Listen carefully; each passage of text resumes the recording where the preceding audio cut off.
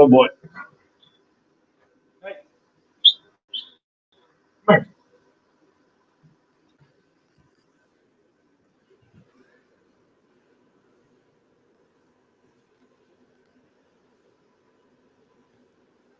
Come here. Come here. What's like it? Hey. What's like it?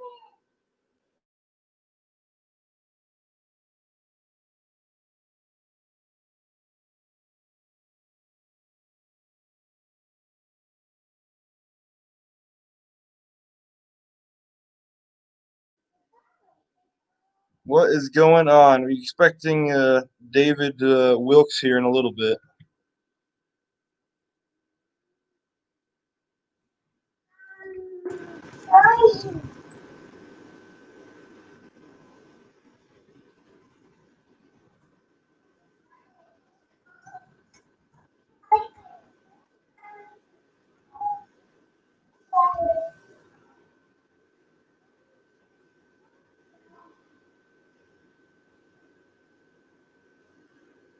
Come here.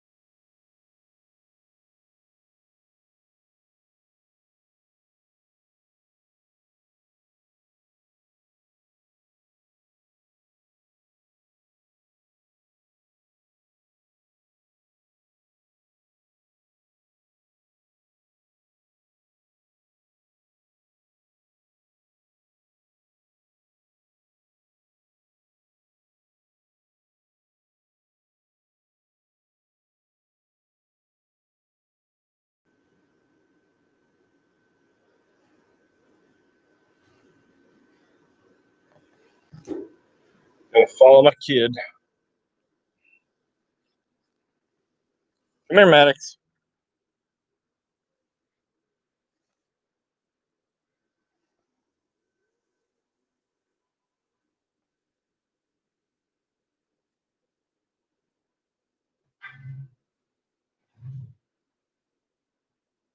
Come on in here.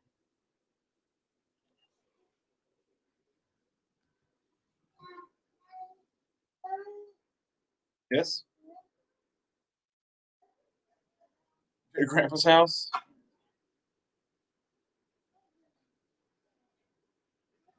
What's going on?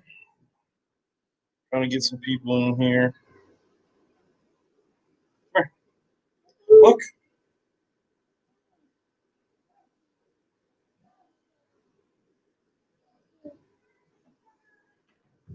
Come here.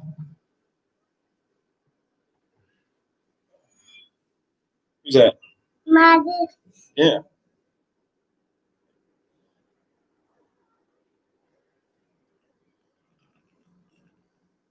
What's off? Mama, they play big. Mama, they play big. You play big. They play fun. Hey, you're gonna go inside. No. You gotta be quiet. No.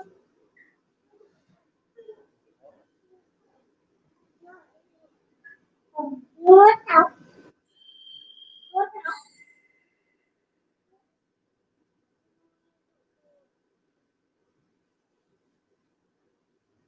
Okay. You want one of these? Yeah. Put it on the shifter. Yep, shifter. What's going on? Waiting on David Wilkes to join, and anyone else who wants to go live. And I'll share a code here in a second.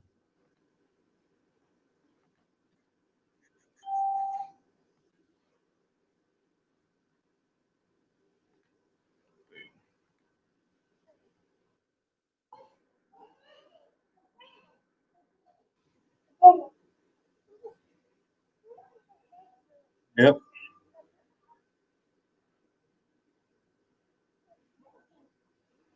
Okay.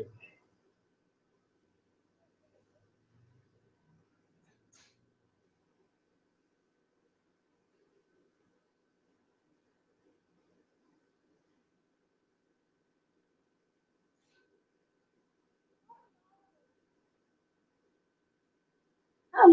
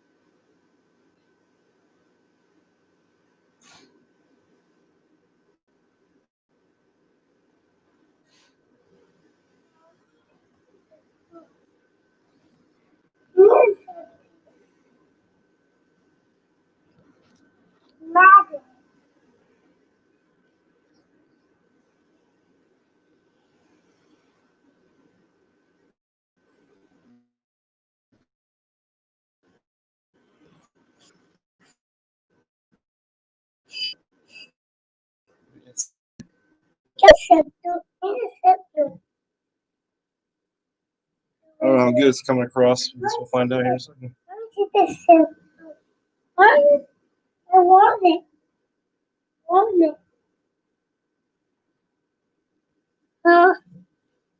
Thank you. Thank you. Don't lose it.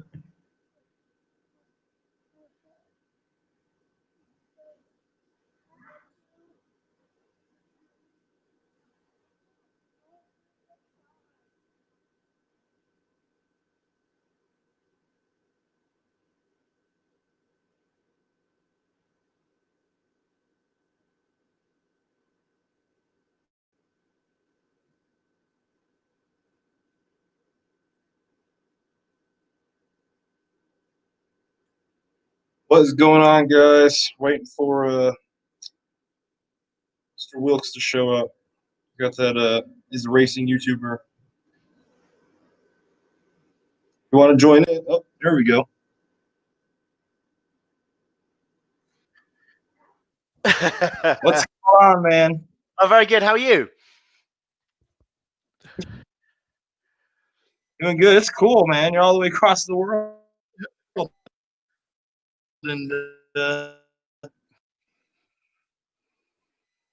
pretty. Hold on. Let me move my camera. My boy's sitting in my car right now, so I'm trying to appease him while doing this. Man, my lighting is terrible in here too. I don't think mine's either. I'm just in my office at the moment. Well, my wife and my other son are inside, and she's doing stuff, so I'm trying not to interfere with her. That's always good. A good plan. Yeah, man. Hey, it's nice actually meeting you for once. There we go. Yeah, it's all a bit strange, but thank you for setting this this thing up. It's a good idea. Yeah, it starts out pretty slow, but then once people see people having a good time, they usually jump in for a little bit. Yeah. Yeah, but so what do you got going on? What's up? Were you doing any work on the car today, or just you just running around with it?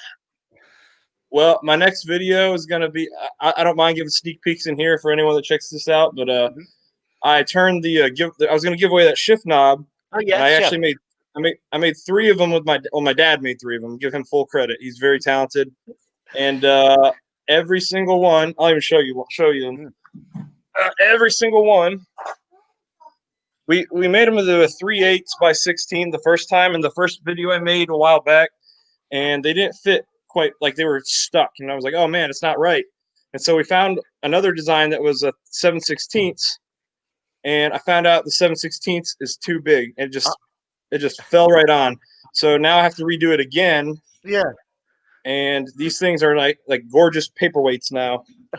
I don't even know if you can see it. Yes, I can see it. No, that's very frustrating. I can't think what thread it is on the because I know mine's an early car, and I think from memory, is it?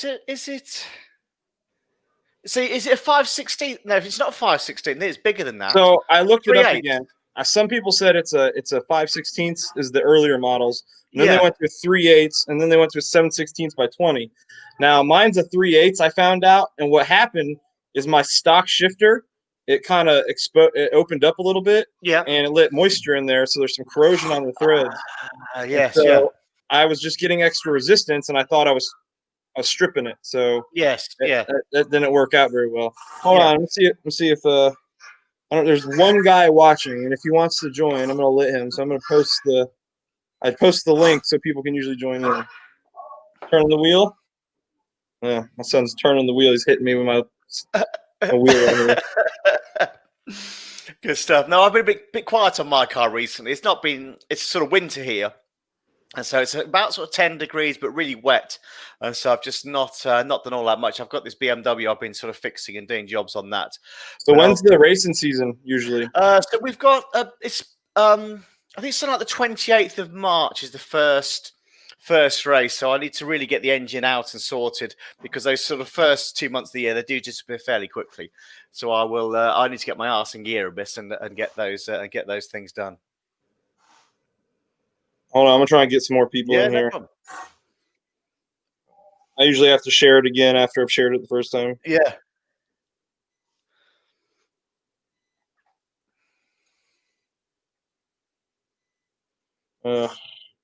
How'd you get into racing? Well, I had an MGB GT I used to do track days with. This is going back 15 or 16 years ago now. So I did a few track days with that. Then basically the car came up as a shell and a load of bits. And so I bought it with a friend. He kind of lost interest after about a year or so. And then I finished the car off. I think I started in 2011. So I've done 9 years now. But it's something I've always wanted to do, I guess. And then having that opportunity come up was something I couldn't really turn down. Oh yeah. I've always wanted to race. And I was going to do this year was supposed to be kind of like my intro. I was going to do autocross with the Mustang. And then my son, I got these, he was going to do so there's a local Marine Corps air base here, and that's where the autocross is. Yeah. And my son was going to get to race the junior karts. Oh, and he was only going to be 5 years old.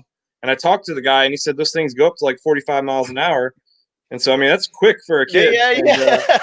And I was I had to make sure the safety was good. And so I talked to him, and he said, well, they have kill switches on them. So, and it's on a runway, so they can't hit anything. Yes, you got good, So all he's got to do is turn it off. And he's like, honestly, I usually have to coax them to go faster because they're so excited to hear the motor the first time. Yeah. Yeah, that sounds a good way to get started. I mean, that's very, very similar to me because over here we do autocross a bit, but then the track days are they're not too expensive. Well, they weren't when I sort of started out, and you could take any normal car onto them, and so it was a good way of just getting a reasonably cost-effective way into motor racing, I think. Give me 1 second, man. My son is. I hear things popping. What are you doing? Won't break anything. He broke my my turn selector switch. So there's another guy. There's another guy on. He's got a channel. It's called The Awakening, and he's gonna send me one. Yeah. So I'm not looking forward to that. I've heard pulling the steering wheel can be painful. The tip I would say is when you take it off, just wiggle it from side to side. I'll get my hands in a camera there. I got you. And so you just do that to break the spline. Usually you shouldn't need a puller. It all depends how long ago you had the wheel's ever been off, and I'd avoid hitting that middle part as well. I know some people whack the center, but I think if you just leave that wheel side to side, hopefully that's enough to get it to move. Hopefully. Got you. All right, give me one. I'm gonna post one more time, and actually 2 more times. I know I should post them. The upgrading group's pretty good. There's a bunch of good guys in there. Mm-hmm.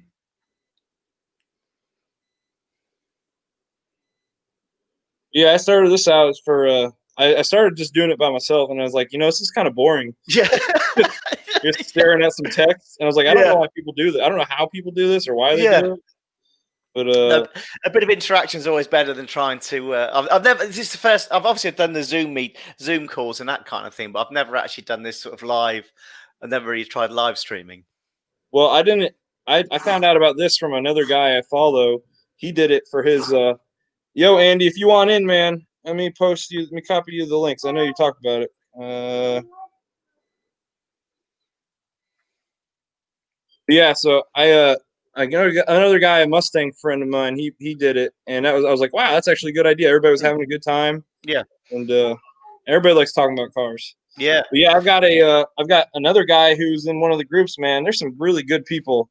He had one of those Amco bumper guards. Yes, I saw that in the Facebook chat this week, wasn't it? Yeah, he sent it to me, and yeah, I asked him like, "Hey, man, what do I owe you?" Because it was like $50 to ship. Yeah, and he's like, "Just pay it forward." And so yeah, I've been looking for all. I mean, this week I actually helped some guy out because I guess down here out here in America right now, Christmas decorations are impossible to find for your houses. And so there's a guy in my neighborhood was trying to hang his because he's got a bunch of little girls, and so I had some extra stuff that I lent him because he couldn't find what he needed. Yeah, or I didn't lend it to him; I just gave it to him. But I'm trying to pay it forward. Yeah, that sounds good. How are you getting on with your electrics now? Have you got your fuses? Are they working?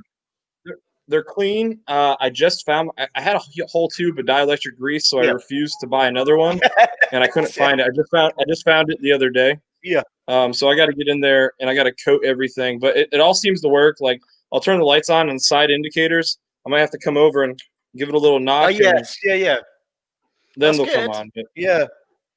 But the turn signal doesn't work because my son, he was in there one day just kind of going back and forth with it, and he snapped it. I've caught mine on my leg before getting into the car because I got these door bars, and luckily it just pulled it out, but didn't actually break. How's it going, Andy? You're in, sir. Hey guys, how you doing? Hey, David. Hello, Andy. How are you?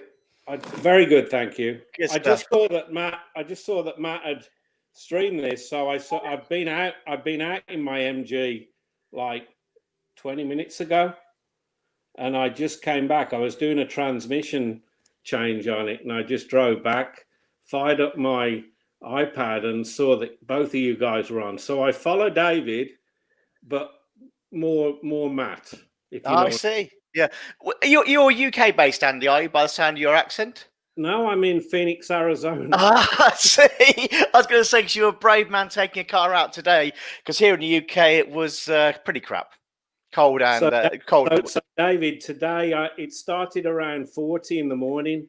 I'm about an hour north, if Matt knows where I am, and I'm going to ask him because I think I know where he is. But anyway, I'm about an hour north of Phoenix, and it started out at 40 today, and it's about 68 now. So it's light. Yeah. I've got no hair, so I've had my woolly hat on. Yeah. My uncle lives in Phoenix, actually. Cool. And I'm on the coast of North Carolina. So Matt, I was going to guess. I thought you were sort of Raleigh-Durham area. No. I used to be. I grew up there. I live out in Jacksonville, North Carolina, so I'm right on the coast. Oh, okay. I got a buddy. So I got a buddy in Raleigh-Durham. That's how I know that. And then I got a buddy in Gastonia. He must have gone on mute. No, I muted you because I'm handling a 3-year-old while I talk to you guys. So. No problem. Yeah. So it's the only way I can. So, Andy, did you swap the transmission out in your car? Did you? No, sorry. Look, David, I'm not that good. I understand. So, guys, I'm not going to bore you to death here, but the reason I never had an MGB in the UK, my first car, and David would recognise this, was my father's Morris Marina. It was a 1963 L-Reg 1.8, and I know. Here's what I know, David. I know that engine is exactly the same as I have in my B here. Yep. So I've just bought in the last sort of month. And by the way, I had a Spit. So I just going through my cars and skipping a little bit. And I hope I'm not boring you here, but Spitfire. No, you're good. I had a D-Reg Spitfire, David, sort of 4 cars after that Marina. And I love my Spitfire. But never had an MGB, and now I've got one. wished that, I wished I could have had that earlier. So, Yeah. and then Well, that's probably why you follow me then, because I'm an amateur. Figuring it out as I go. Hey, Matt. So I'm more of an amateur than you. I'm learning from you. Yeah. Well, hopefully I don't lead you astray. 'Cause a bunch, like I'd say, probably one in three videos is me being like, "Oh crap, that didn't work." So let me go back to this again. So I don't mind. I don't mind posting my. Sorry, go on. No, you're good. I don't mind posting my screw ups. So, David, I've watched Matt's channels, and then he sort of mentioned you, so I started watching your channels, and I've watched you take out that engine and transmission. It's something I would like to do in the future, but I'm probably not capable. One, I haven't got the tools, and two, I'm not capable. So, but anything else like, alternator starter, what have I done? Anything electrical on it?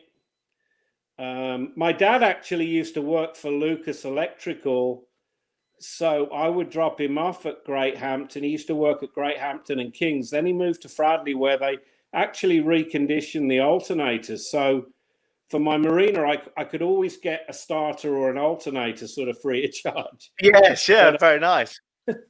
But so where are you based, David? I'm in Northampton. Cool. So that's kind of bang in the middle of the country, pretty much in the UK. But I've got a 65 MGB that have you seen my channel? So you might know the 65 MGB that I race and then mess about with and various bits and bobs. And by the way, I've watched probably 4 or 5. I haven't watched all of your vids, but your videos are extremely informative, and I like the way you set them up. Yeah, they're really cool. That's very kind. Thank you very much. Oh, David, let me say, since I finally got you on camera, honestly, I thank everybody, but I really appreciate your tips. Like you taking the time to actually comment on some of my stuff. That's quite all right. You've definitely set me straight a few times where I'm like, definitely been stuck.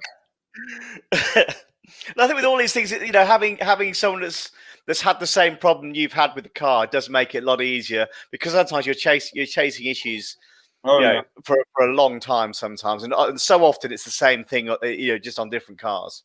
Well, I never in a million years thought I'd own an MG. I didn't plan on owning an MG. It just kind of fell in my lap. I've always been a muscle car guy. Yeah. And, I actually, I told a couple guys this in my last stream, I came this close to selling this thing because I was supposed to get it started back in 2018. I went through the motor, I sorted everything out that needed sorting out, and I was like, okay, this is the day. And I'm still in the military, and I was about to get deployed. And it was the week before I got deployed. I'm like, okay, it's gonna be my big video where I started up for the first time in 30 years, and it didn't start, and I was crushed. And then I came back, and I started working on it again, and I was losing heart because it still wasn't starting. Yeah, it's. I know what you mean with that, especially when you got a lot of work to do, and it's hard. It's hard when things don't go to plan. I found out. I was looking at the coil pack, and I was like, there's a wire attached to this thing, and I have a wire that's part of the harness that's not attached to anything. Mm-hmm. And so there was a test wire of some sort on the coil pack that I just never caught, and it just didn't blend in with anything else because it was blue, and I just pulled it off and I plugged in the harness, and voila, everything just came alive. I think that's it.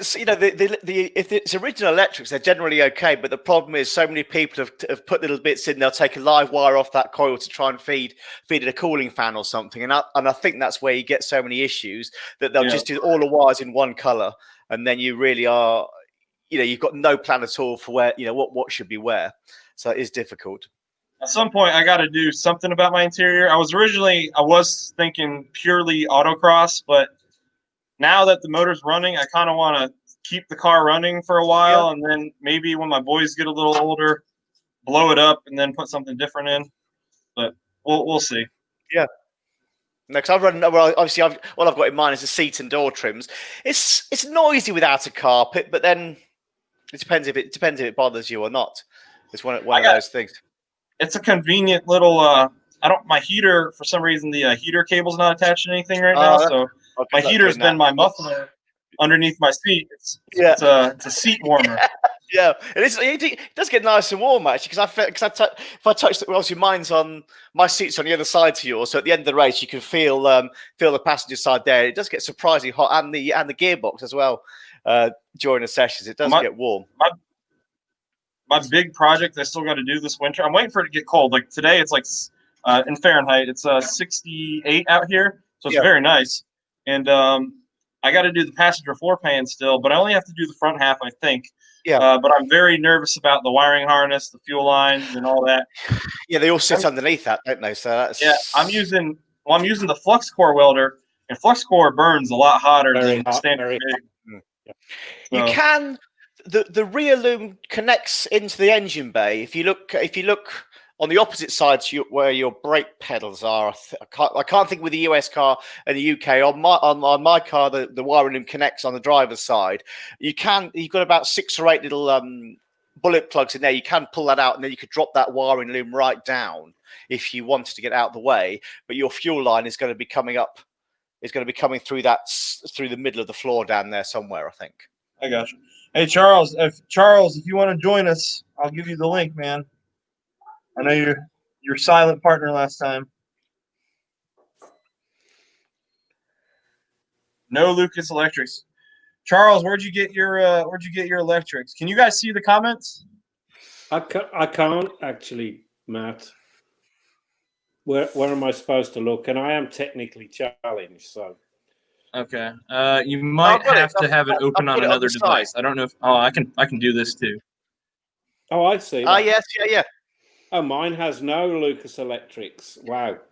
So what did you put in instead, Charles? Losing signal.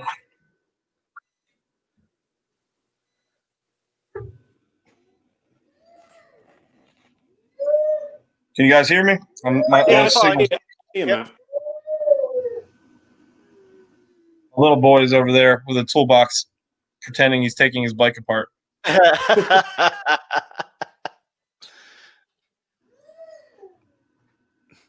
All right.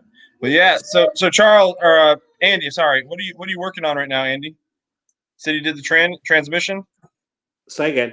No, I was just trying to figure out, because I watched David's video on doing the oil, and obviously David's got 65, correct, David? Yes, yeah. It's still a 5 synchro engine. Okay, but your oil, your oil, and obviously you explain it very well. You do from the inside, just forward of the gear lever. I've got to go on some drain first, and then sort of up a little bit. It's not right on the top. I jacked it up and put it on ramps because I just wanted to figure out where it was. Yes, but you'll need a little. But I know exactly how to do it. Yeah, you want one of those like a syringe pump or something like that you could just hook the top into the gearbox, then push it that way. And if you get the oil hot before you do it, it makes using those pumps an awful lot easier. So I think with an later car, you fill it until it comes out. I think, don't you? You haven't got a dipstick. You just fill the oil in the gearbox until it runs out. Yeah. Well, I don't know. No, you go ahead. I apologize, Andy. I was just trying to figure out whether I could, drop out the plug at the bottom of the transmission and then go through the engine compartment so I could actually gravity feed the oil. Does that make sense? I think you can. I think it's easier from underneath. I think your access is better because you'd be coming. You're right. You'd be coming down sort of around the starter motor, wouldn't you? You're right. On the transmission. Yeah. So I did that. It's on the passenger side. It's pretty easy. It's honestly not bad. Honestly, you could probably jack up just one side of the car and you'd overfill the transmission a little bit. I am okay with that because it's leaking, so I don't mind putting a little extra in. A matter of fact, mine was leaking and it was freaking me out a little bit, so I checked the level, and when I pulled the plug, some more felt like it was still high enough, and it just looks like it leaks way more than it does. Yeah. But I changed my fluid out, and it had been sitting for 30 whatever years, and it was the nastiest stuff that ever came out. It's not going to be great. And I think people do forget about back axle transmission fluid in the rear and in the gearbox as well. It's funny you said that because that's my next project. I did forget about the rear diff, so that's gonna be my next video. Yeah. I got to find a square drive. You could use, if you've got a 1/2-inch socket. Sometimes that will just go straight on, and you can just do it with a 1/2-inch socket. Sometimes, or Okay, if you've got an extension, you can just maybe, or if you've got an extension on your, like, one of the short bars, you can sort of you can possibly sometimes they go straight in, and sometimes you just need to grind them a little bit. But I swapped mine over to hexes on mine just because they're easier than the square drive. So Charles says he's got a Speedway 12 circuit kit, 4 relays, and everything has its own fuse, which that sounds convenient because then you'll know exactly what breaks. Yeah, that sounds good. That's so cool. my car, I built my own wiring loom, which basically is the same as a normal loom with the exact same colours. I think it's 3 fuse boxes and 20 fuses. There he is, small boy. Yeah. Hey, Matt, my youngest. What's his name? Maddox, Maddox. Maddox. Cool. Hey, Maddox. Yep. One with So David, while I was under my car, while I'm thinking about it, I watched another of your vids, and it was the one where you were greasing the actual steering boots. Oh yes, yeah. So that was one I picked up on. So I checked my steering boots, and they're actually ripped in the middle. Yes, So I need to take. So how do I put the new boots on? Do I take off the ends? You'll have to take the track rod ends off. I think there's a video on track rod ends that I've done. So the track rod end has to come off. You probably won't have an alignment gauge, I take it. So you could try counting the threads as you undo the track rod ends, so you can put them back on in the same place. Okay, cool. And then once you've done that, you usually have either a zip tie or a little metal clip around the boots. But they do you do want to swap them out. Unfortunately, if the water gets in there, it does ruin a steering rack fairly quickly, unfortunately. David, I haven't got a big problem with water here. It was that. Of course, yeah. We actually had rain on Friday, and it was our 28th day this year of rain. There you go. Yeah. Wow. Yeah. And it was like a 0.2 of an inch, and it rained for about 5 hours, but very light. Yeah, I think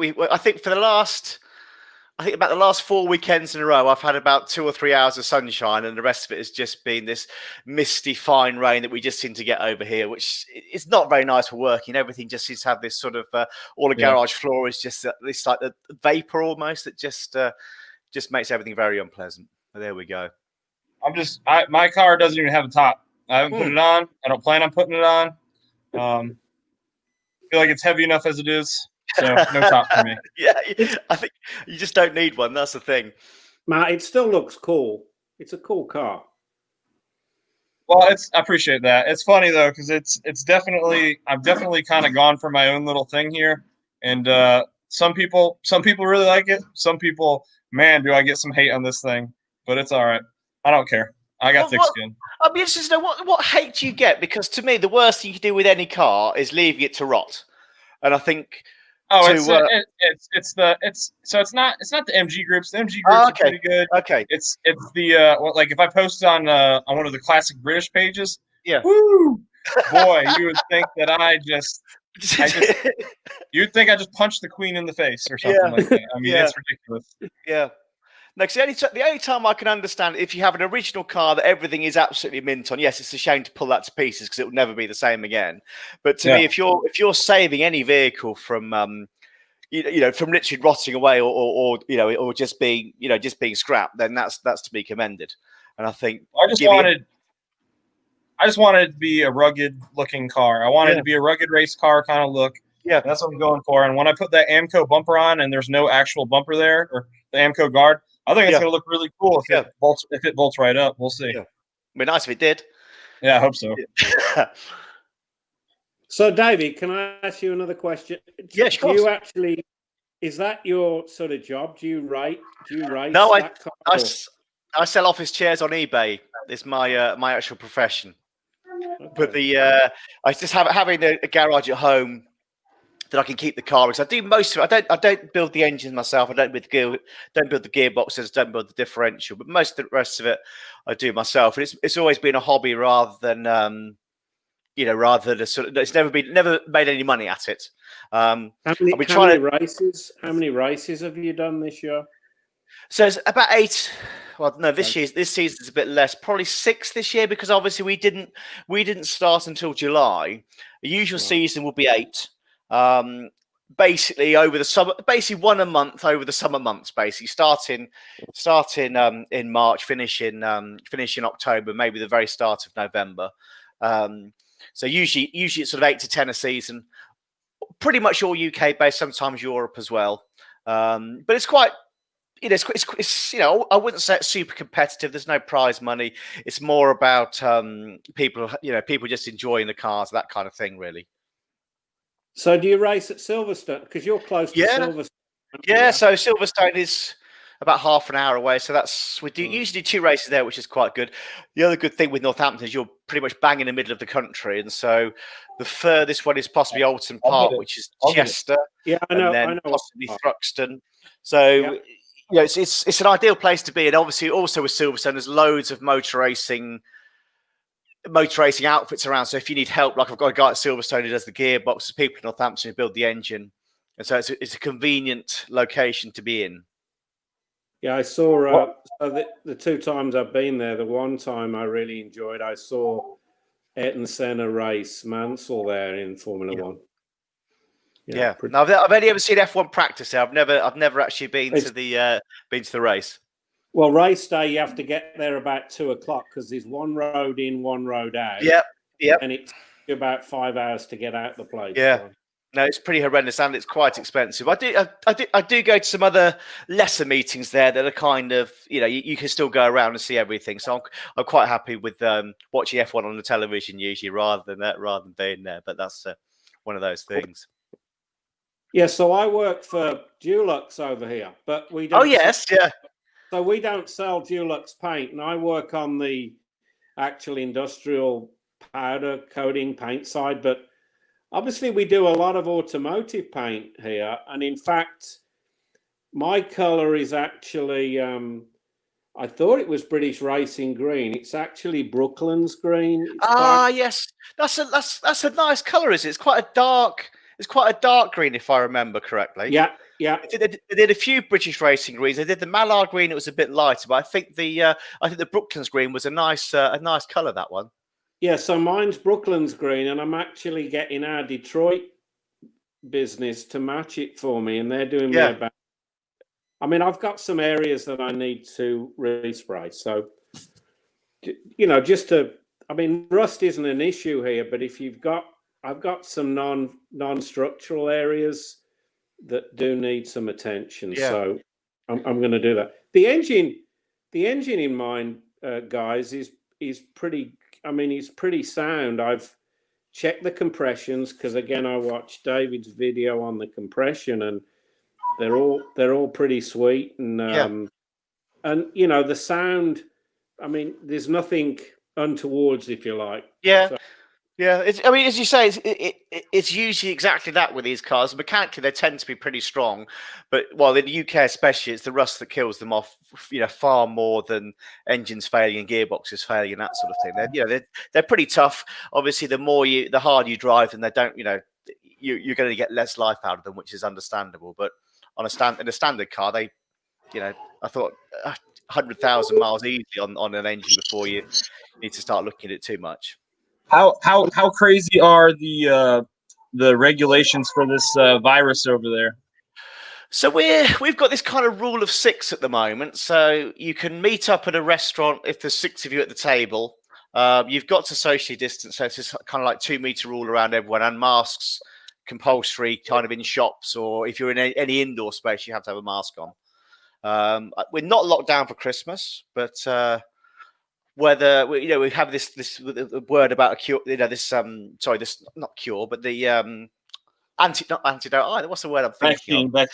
Vaccine is the word. Thanks very much, Matt. That's the one that's meant to be rolling out soon. But I don't know. I mean, there's certainly, there's people I know who've had it, but for most of it's been a very mild sort of 2 or 3 days of not feeling very well and nothing more. But obviously, if you have underlying conditions, then that's a bit. But how about you guys? Are you sort of Are you badly affected by it, or is it sort of? Well, for the first time in my adult life, there's a curfew, but I'm because of my job, I can pretty much go out and just say I'm going to work, and Yeah.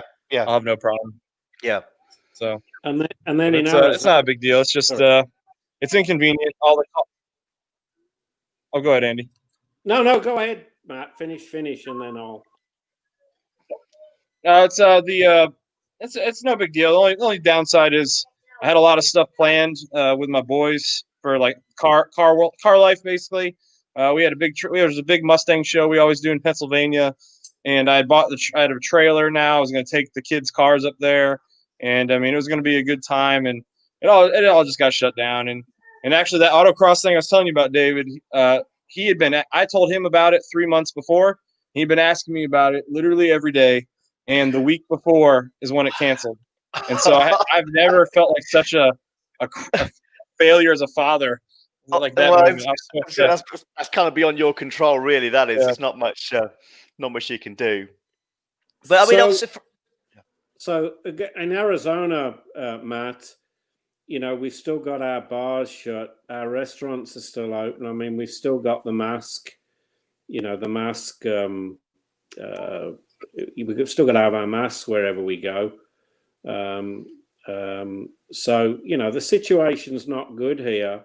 Hopefully, like the UK, because they've approved the vaccine last week. And I know I speak to my mother in the UK, and obviously her friends are pretty old, you know, sort of in care homes and that sort of thing. They are starting the rollout ahead of the workers, the health workers, you know, and the older people in the UK, which is what we have to do as well. And I think that same vaccine, the good thing here, guys, is there'll probably be another 2 or 3 vaccines out there in the next month or so that will get approved, because the only problem is moving this Pfizer vaccine. And by the way, we're going off cars here a little bit, but anyway, you know, it's the transportation and storage of this vaccine, because it's got to be, you know, stored at -70 or whatever, and yeah, that's some of the issue. And plus, it can only be transported 4 different points, if you like. So you get it from Belgium into the UK by air, then it has to move to a hospital, and so it's not easy. Yeah, so it's not the easiest thing to transport if you've got to keep it at -80 as well. That isn't. That's not going to be very, very straightforward. We can. That was my fault. I got us off track. So so Charles in here. You guys haven't been in the chat before. Charles has Charles, fix me if I'm right. You got don't you have like a bored out 3.0 or sorry 302? He's got a V8 MGB. Nice. I think it's making well over 500 horsepower. I'm trying to get in the comment. Yeah. That's some good power. That is. Yeah. Well, it's more than my Mustang makes. So it's more than anything I've got makes. That's for certain. Matt, what's the engine in your Mustang? It's a 5.0 liter. So it's a 302 also. Okay. It's still stock tune. So stock tune I've changed some things to help it breathe a little better with the stock tune. But when it came out, it was making 444 horsepower. So I might be making in the 450s, maybe. Yeah, that's good power. We don't usually get those kind of figures in the UK, really. we just don't. I don't know. We don't seem to have such big cars. I mean, over here, kind of 3 litres is kind of thought of as a big engine. It really is. Well, and then, but I know I think it's a different thing for us as well. And our fuel price is probably a little bit different to yours as well. So I don't think you get quite such big cars. It's really funny because I'll go out and my first time I drove the MGB out. I've taken the Boss out a lot, and I'll rip on it pretty hard. And it's a pretty fast car. But I took the MGB out, and the first time I hit 60 miles an hour, I was sitting in the thing. I was like, "Holy crap, I'm flying!" It felt like you're flying, and then you get Toyota Corollas blowing by me like I'm standing still.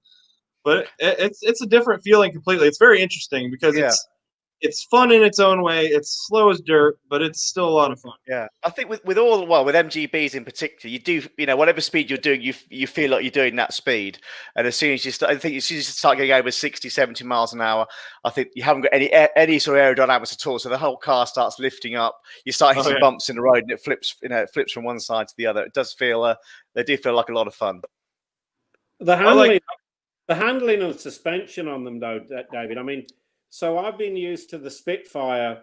That Mark II, Mark 1 or Mark II, I had the D Red, so 67 Spit.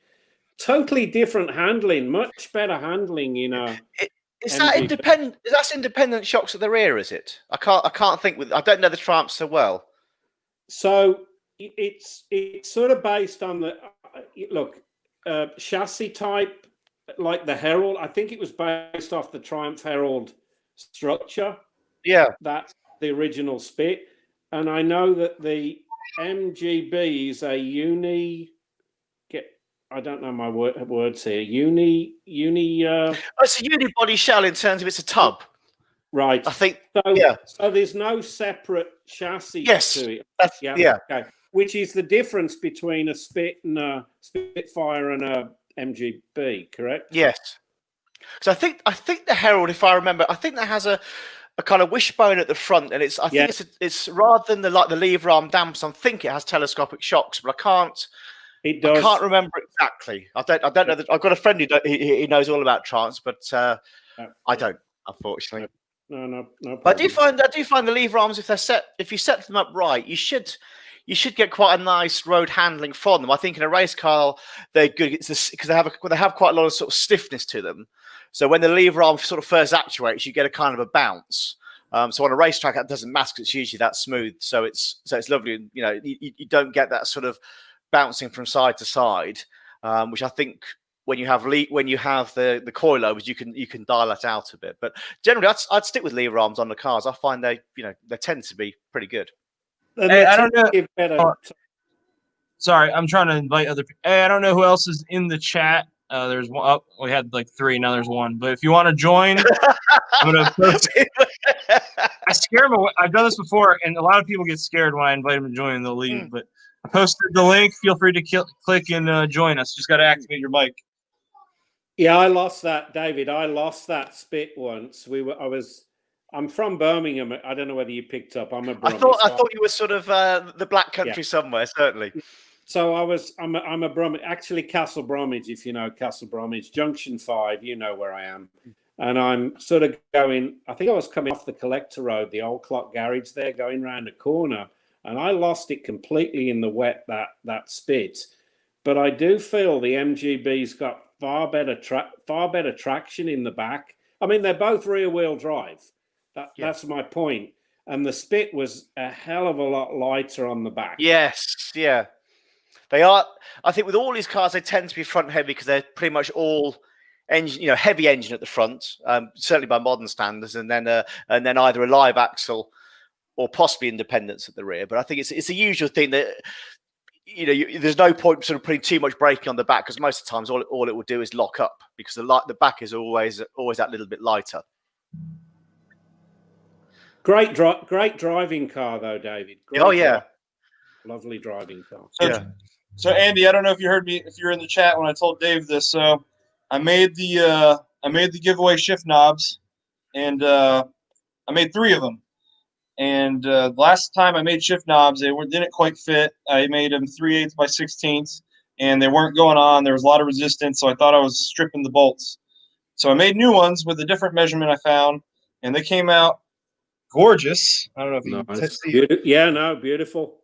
Yeah. Well, the problem is your father turns that piece of wood. Yeah. Yes. And so I have a video. I uploaded it last night. I don't know when I'll post it yet. It'll probably be in a few days. But I'll give you a heads up that they don't work. So I have to redo them all. And that's because you got the wrong bolt in. Correct? Yeah, so what's going to happen is I'm going to try to see if we can redo it and if we can put a generic bolt on the inside, and then without gluing it this time, see if I can force it out so I can hold and have the threaded inserts for whatever size. There's 3 different sizes for the different Bs. So I'm gonna have them all hopefully, and be done with it because I feel bad. My dad's helped me. He's been like super helpful. And sorry, my kid disappeared from sight. Give me a second. Oh yeah, careful. Yeah. So David, the one thing I have done on mine, and I've only had it like about a month. I've actually did the overdrives, because in the 77 you've just got overdrive capability in 4th gear, right? Yep. So I fixed that. I actually took the overdrive unit out, cleaned it up, re-oiled it, rewired the whole thing through. And basically, I didn't need to. I figured out I didn't need to do that. It was just the wiring to the switch. Yes, because it inhibits it. The inhibitor cuts in, doesn't it? First, second, and reverse. So it shouldn't. It shouldn't do it. If you had the overdrive apart, they're pretty complicated. I've never ever done anything with them, because we're just running straight cut gearboxes with no overdrives. But I have heard that they're not the easiest thing to certainly maintain. Yeah, so that you've got to have oil to a certain level, otherwise the thing shuts down. Yes. So yeah. basically, I took that unit off, cleaned the filter, put new oil in. That wasn't the issue. It was actually the wiring up through the gear stick to the switch. Yeah. And I put a new switch on, and it works perfectly. And of course, I think from 77 onwards, it's just 4th gear. There were 3 or 4 years where 3rd and 4th.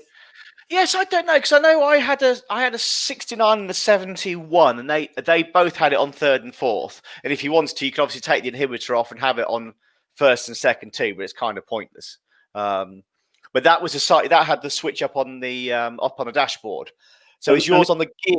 Is yours on the gear knob, or is it on the score? If I win Matt's prize, lovely prize, he's got to fly out to Phoenix and rewire my overdrive to my indicator switch. Yeah. I mean, you can put it in a separate switch. Yeah.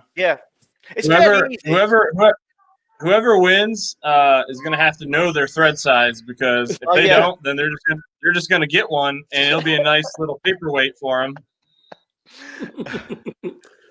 No, they look beautiful, Matt. I mean, it's nice that you do something like that. So that's cool. One day I'm going to experiment more of these. Well, I say me. I want my dad to teach me more, because it's been the first time I've been within it's a 2-hour drive, but that's why this is a pain, because I'm not driving. I'm not taking my car on the interstate. I don't have overdrive, and I have to drive up there, turn it, bring it back down, test it out. So I want to get some coins to inscribe in the top or emboss in the top, but that's going to be another iteration. Maybe I'll do something like that if I ever get to 1,000. We'll see. I'm not. I mean, I never thought I'd be this far. I was just kind of the way I use this to kind of document my build, and I'll go back and watch it one day with my kids, because they're in a lot of these. It's like free storage for home movies. Oh yeah. Next, I have it for all the race videos, and obviously you can save on all the storage, because it's four cameras or so in the car. So a video is about 16 gig by the end of the weekend, and so stick it on YouTube, and then I can get rid of the original footage, because it's just it all starts getting a bit big. But I think you're at 400 at the moment, Matt. Did you say 400 subscribers? Well, it's been crazy, because I was at 385 a few days ago, and in like 28 days I've gone up 77, which isn't necessarily a lot. That's a lot for me. I've never I was going to say I think I was on I was at 370 in January 2019. So I think in this year it's been 1,700 subscribers. So I wouldn't be surprised if next year you're doing 2,000 or a bit more. It's funny how quickly it seems to sort of it picks up. Well, we'll see. I'm gonna here. My one of my handicaps has kind of been, at least for the start, since I am appeasing 2 different car channels. And, yeah. So you get some guys that I'm a steadfast. My kids are telling on each other. Hold on. Some guys are just hardcore Mustang guys. Some guys are hardcore MGB guys. Yeah. I just like cars, and so whatever. But I'll lose people every now and then when I post one or the other. I mean, I don't get it. I mean, I know. So I sort of did a little bit on the BMW and bits, and that's kind of a different scene, which I think I didn't find quite so appealing as the MGB scene. But it is funny how people will look somewhere else. You think, well, it's all we're doing is fixing cars and that sort of thing. But there we go. David, it's very informative though for a complete novice like me to come on and see Matt stuff. And by the way, I love Mustangs. One of my favorite cars over here is the 60. You got to help me here, Matt. The 65, 66 Mustang.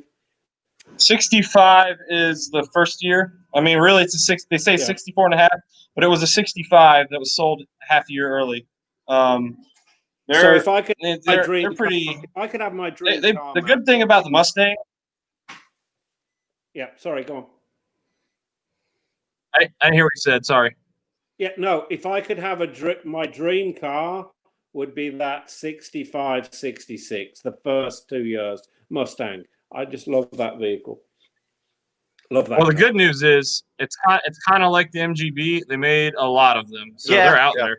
Yeah, and I think that's the thing when people complain about it. It's like there's 500,000 of these cars. It's hardly like your if you do change one around or whatever. It's like, well, that's better than just leaving it to die. And it's not like they're that rare that you're never going to find another one.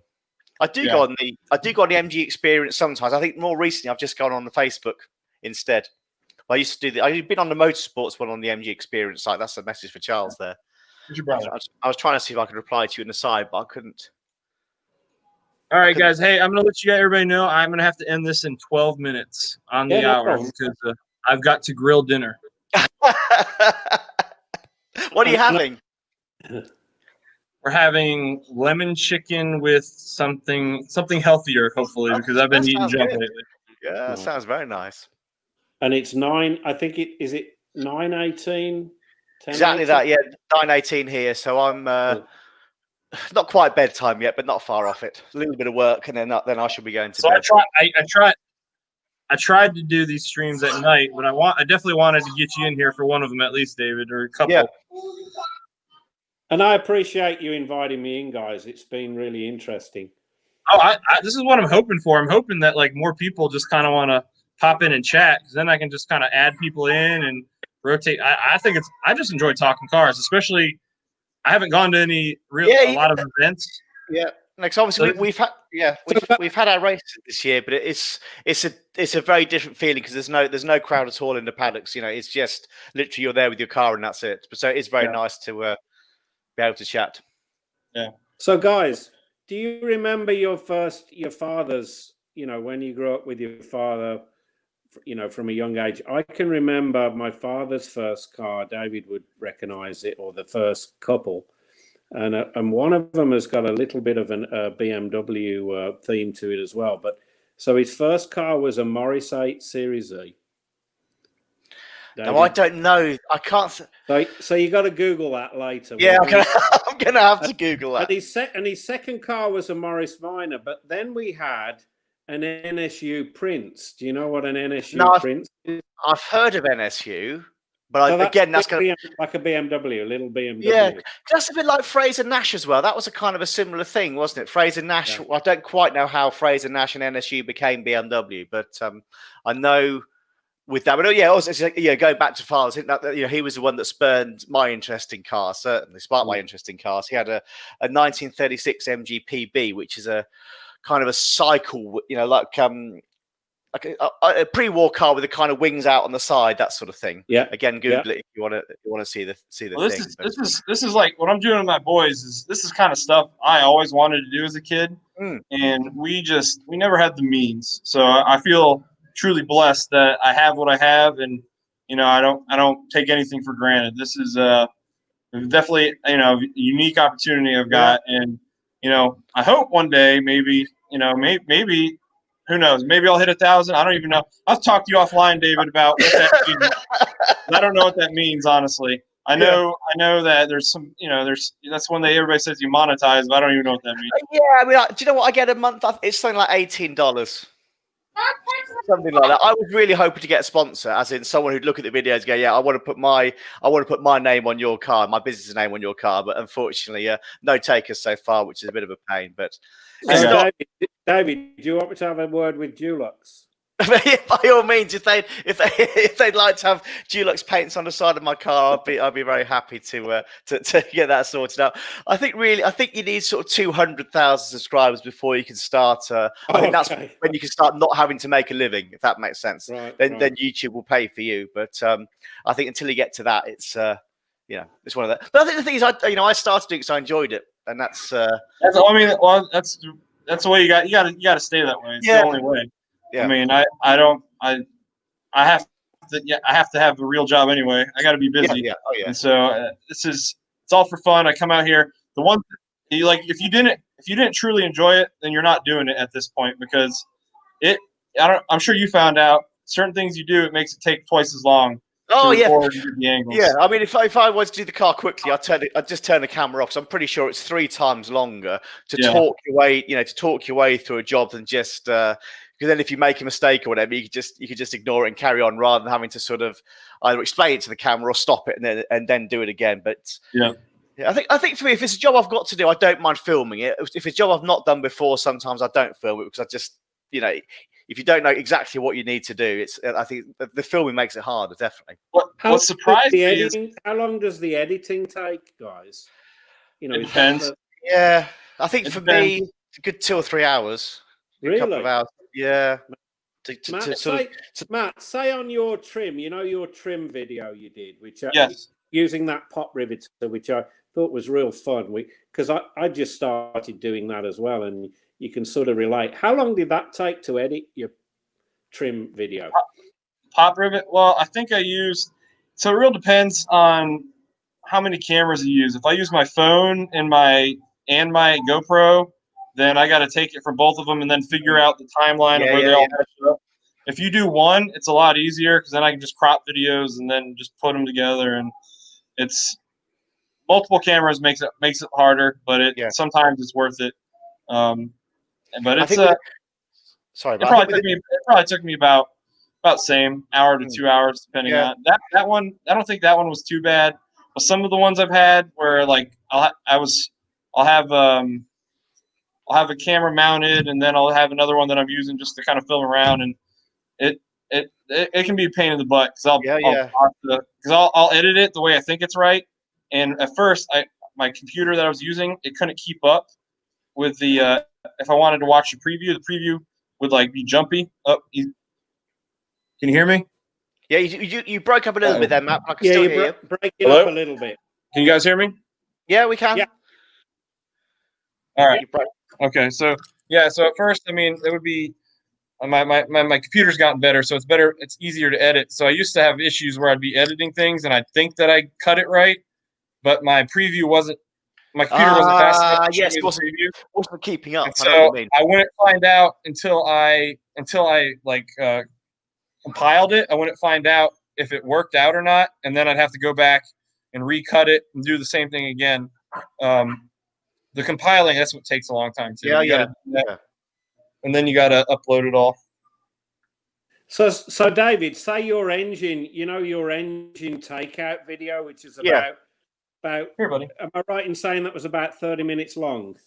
It's about that. It's probably about 5 hours of footage, because it takes about 5 hours to get the engine out. But I find the weird thing is, it's like I'll try and do a short video and think, oh, this will be about 10 minutes, and then it's half an hour, and so they all take, because you want to try and get everything in there, so you have all the detail. But yeah, the engine out is probably a whole day to. Probably 10 hours, I'd have thought, from start to finish, because of having to sort of stop and move the camera and make sure everything's right. Then the annoying thing is you've missed a bit, so you've got to reshoot that or whatever.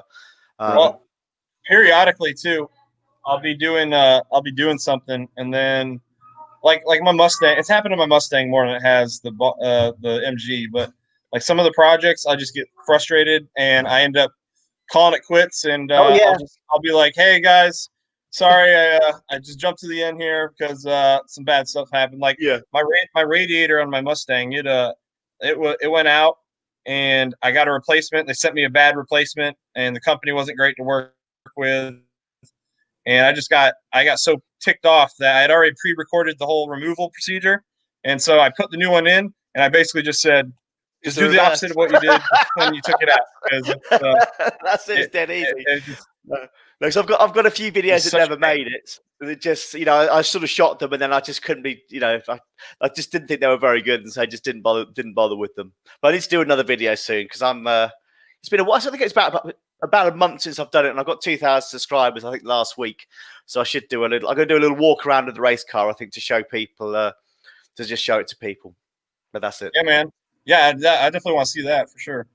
I'll let you know when it's out. But I'm going to try and do it in about 10 minutes, as in not be too long. Then I was going to do a more in-depth one about how I built the car, but that's going to be probably after Christmas now, I think. I got you. Well, I'm gonna have to end this in about three minutes, guys. Yeah, no problem. I've enjoyed it. Thanks for inviting me on. Oh yeah, no. Anytime that we do this, I'm gonna post the link, and whoever wants to join can join. Yeah. Unless they're a jackwagon, then I'll have to kick them to the curb. So. No, hopefully, I can't see it being warmer next time, but hopefully at some point I'll be able to take a computer out to the garage and do it from next. I'm in my office where there isn't really much to see, so it's a bit of a dull background, I'm afraid. Hey Matt, and I got, when I bought this 77, he gave me a sorry, I shouldn't swear. He gave me a lot of spare parts that weren't, were sort of pre. So for example, I've got 2 rev counters that are like off yours. So if you want some stuff, I've got it here, and I'll, if you ever need some stuff like a rev counter, I've got like 2 of them sitting over there. Well, I appreciate that offer. Surprisingly, all of my gauges work. Hey, I was shocked. So fuel gauge? That's a victory. Yeah. Yeah, it appears to. I won't. When I fill it up, it'll go just shy of full. But That's I mean, good. it gives me a general. It gives me a general level. I know.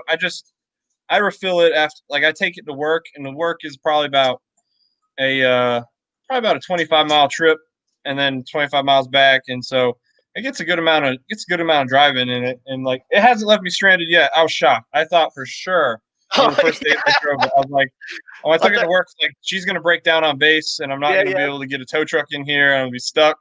Yeah, and it hasn't left me stranded. It's been running pretty good. Yeah. Matt, when you said the other week, you said on one of your channels, you said, "Yeah, I love going out in it, but I want somebody to follow me with the trailer." I'm like that because you've only had your car a month and you don't fully trust it, and you sort of gain trust in the vehicle. Yeah, all my MGBs are broken and let me down at some place or another. Every single one. Well, I want to drive mine down to my grandparents, which is an hour south of me. And it's a perfect, nice little beach road, and it'd be great when I take it down. But I'd absolutely want a truck following me with my flat tow kit in the trailer or in the trunk, so in case I break down, he can just pull me home. But because I think it'll make it. Like they have there's actually something they do here in North Carolina, in Wilmington, which is where my grandparents live. It's called Brits at the Battleship. USS North Carolina is here.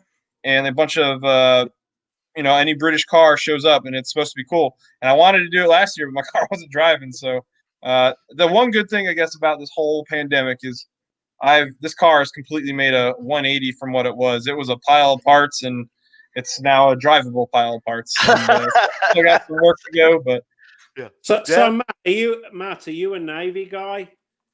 I am in the Navy. Yes. Cool.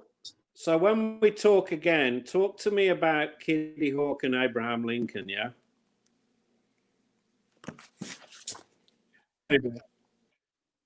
I lost him. Yeah, say it again. Lost him. I said, when we talk again, Matt, not now, because I know you got to go and grill, ask me about Abraham Lincoln and the Kitty Hawk. Okay. Okay? Sounds good, man. That. All right, I got to go grill some food. This was a lot of fun, guys. See you soon. Bye-bye. Talk to you later. Bye. Bye.